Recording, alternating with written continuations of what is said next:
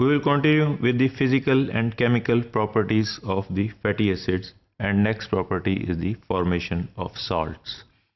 Fatty acids form salts with alkali metals and alkaline earth metals. जब fatty acids alkali और alkaline earth metals के साथ मिल जाते हैं तो ये salts form कर देते हैं. The salts of sodium, potassium, calcium and magnesium are formed and these are called soaps, जो हम रूटीन में यूज़ करते हैं, डिटर्जेंट्स फॉर्म में भी यूज़ करते हैं. कुछ ज़्यादा सॉलेबल हैं, कुछ कम सॉलेबल हैं. कुछ जो है वो जो ज़्यादा सॉलेबल हैं उसको हम लिक्विड डिटर्जेंट फॉर्म में यूज़ कर लेते हैं. जो कम सॉलेबल हैं वो जो है ना वो हार्ड फॉर्म में होते हैं या सॉलिडिफाइड फॉर्म में होते हैं, लेकिन वो भी सोप बन जाते हैं. हम उसको अपनी रोज़मर्रा ज़िंदगी में यूटिलाइज करते हैं. And this is due to the formation of salts with the fatty acids. A soap micelle non-polar hydrophobic hydrocarbon chains cluster in the inside of the polar hydrophilic carboxylate group lie on the surface. अब ये soap माइसिल क्या है, हमने जब पढ़ी थी proteins, amino acids, उसके बाद हमने डिफाइन किया हीमोग्लोबिन को. तो हीमोग्लोबिन में हमने डिफाइन किया कि जो है ना जो हाइड्रोफोबिक एरियाज़ हैं, जो अमाइनो एसिड्स हाइड्रोफोबिक हैं, जो नॉन पोलर हैं, वो जो है वो अंदर घुस जाते हैं. वो जब भी कोई जो पोलर जो है ना पोलर सॉल्वेंट के अंदर जाते हैं तो वो उसके इंटीरियर ऑफ दैट पर्टिकुलर जो प्रोटीन के जो हैं वो अमाइनो एसिड चले जाते हैं, which are not water soluble, which are non polar. इसी तरह जो पोलर अमाइनो एसिड्स हैं वो उसके बाहर आ जाते हैं. तो सिमिलर क्राइटेरिया और सिमिलर जो है एक्शन वो यहाँ पे होगा, लेकिन यहाँ हम इसको माइसिल फॉर्मेशन कह देते हैं, कि इसको सोप माइसिल भी कहते हैं. इसमें क्या होगा कि नॉन पोलर और हाइड्रोफोबिक हाइड्रोकार्बन हमने जिस वक्त डिफाइन की थी इसकी वाटर सॉल्युबिलिटी, तो हमने डिफाइन किया था कि हाइड्रोकार्बन चेन जितनी लंबी होंगी वो हाइड्रोफोबिक होंगी. तो वो हाइड्रोफोबिक हाइड्रोकार्बन चेन जो हैं वो क्लस्टर हो जाएंगी इनसाइड. तो ये अगर एक फैटी एसिड है, इसके ऊपर ये पोलर हेड जो हमने बोला था, कार्बोक्सिलिक हेड जो है वो पोलर है, वो लगा हुआ है. इसके साथ ये नॉन पोलर एक लंबी चेन लगी हुई है. ये जिस वक्त हम इसको पानी में डालते हैं तो और उसके साथ सोडियम हाइड्रोक्साइड डाल देते हैं, तो अल्टीमेटली क्या होगा कि ये नॉन पोलर एंड्स पानी से जो है ना वो डरते हैं, हाइड्रोफोबिक हम इसीलिए बोलते हैं. ये नॉन पोलर एंड्स सारे के सारे इंटीरियर और इनसाइड पे चले जाते हैं, जबकि पोलर एंड्स जो हैं वो हाइड्रोफिलिक हैं. तो ये जिस तरह ये ब्लू कलर के ये पोलर एंड्स जो हैं ये सारे बाहर आ जाएंगे, और ये पानी वाली सरफेस जो है ये polar ends hydrophilic carboxylate group जो है ना वो सरफेस पे लाई करेंगे. और ये हाइड्रोफिलिक कार्बोक्सिलेट ग्रुप जो है ये सोडियम आयंस के साथ मिल जाएंगे और अल्टीमेटली सोडियम आयन के साथ मिलके ये सोप फॉर्मेशन कर देंगे. This is again the diagram of a try acyl glycerol. हमने बोला था कि इसके साथ जो है वो एक ग्लिसरॉल मॉलिक्यूल है, इसके साथ 1, 2 और 3 फैटी एसिड्स मिल गए, तो ये ट्राई एसाइल ग्लिसरॉल बन गया. ये जो फैटी एसिड यहाँ है ये this is a palmitic acid. इसको हम सोडियम हाइड्रोक्साइड के साथ अगर इसमें डाल दें, रिएक्शन करेगा तो ग्लिसरॉल इससे अलग हो जाएगा और सोडियम पामेटेट में कन्वर्ट हो जाएगा. तो ये फॉर्मेशन ऑफ साल्ट, ये salt sodium salt of the palmitic acid जो है वो बन गया by the action of triacylglycerol with sodium hydroxide. Glycerol अलग हो गया और sodium palmitate is the formation of the salt which is used for different purposes. The sodium and potassium salts are water soluble, whereas calcium and magnesium salts are water insoluble. तो ये sodium और potassium के soluble हैं, calcium and magnesium के insoluble हैं, जबकि potassium salts are very much soluble और these are too soluble and are used in liquid soap preparation. ये हमने शुरू में भी डिफाइन किया कि बाद साल्ट्स जो हैं अल्कलाइन मेटल्स के साथ वो सॉलिडिफाई रहेंगे, वो ज़्यादा जो है ना वो सॉल्युबल कम होंगे. जो बाज़ जो है बिल्कुल सॉल्युबल नहीं है, बाज़ इनसॉल्युबल हैं, बाज़ नॉर्मल सॉल्युबल हैं.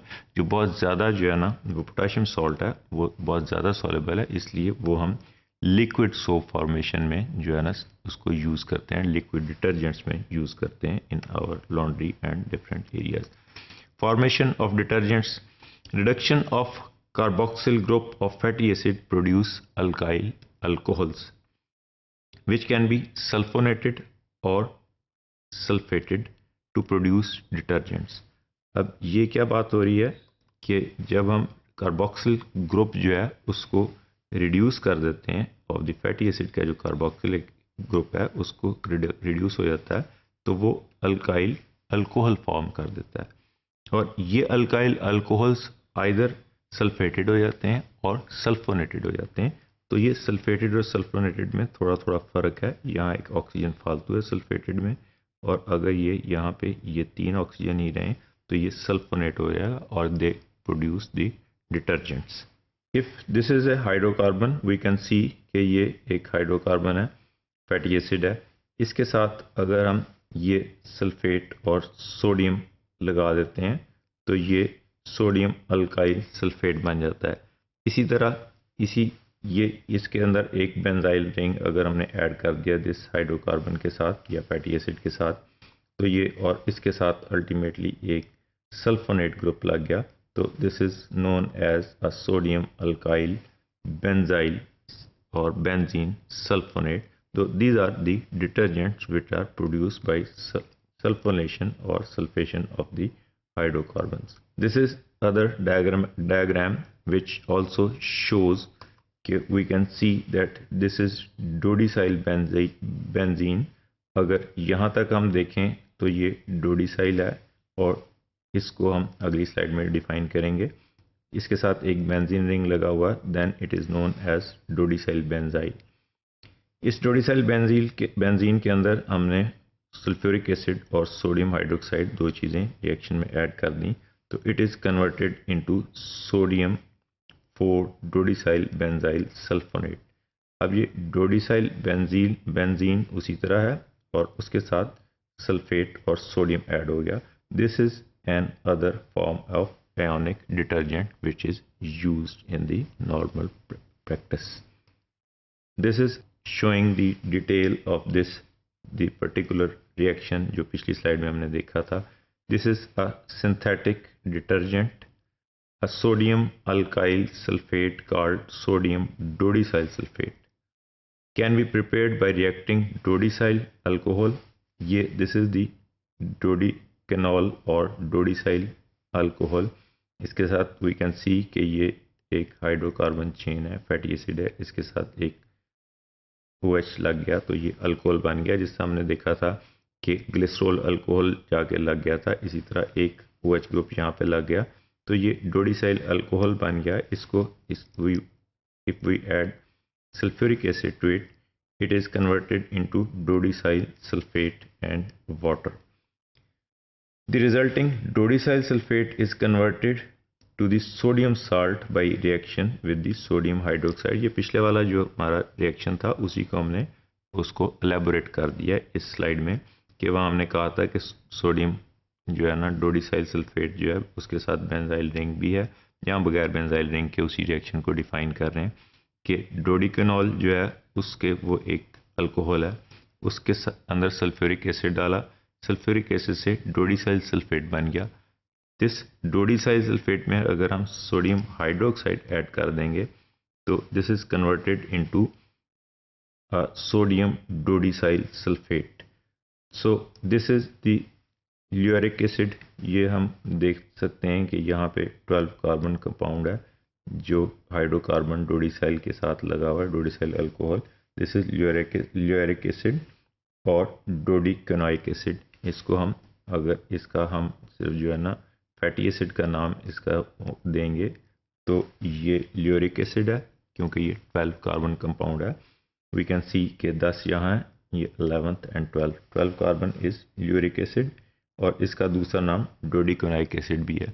इसके साथ एक हाइड्रोक्सिल ग्रुप लग गया तो ये उसका अल्कोहल बन गया जिसको हम डोडिसाइल अल्कोहल बोल देते हैं।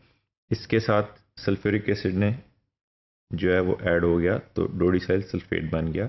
The saturated fatty acid with 12 carbon chain, thus falling into the medium chain fatty acids. तो ये अल्टीमेटली ये मीडियम चेन फैटी एसिड्स जो है अल्टीमेटली कन्वर्ट हो गया डोडिसाइल सल्फेट में, और sodium डोडिसाइल sulfate is the final product which is used at the detergent. So this is another property of the fatty acids, which is the formation of detergent with the addition of sulfuric acid and sodium hydroxide, which causes the addition of sulfonate group and addition of sodium, which is the required for the formation of detergent.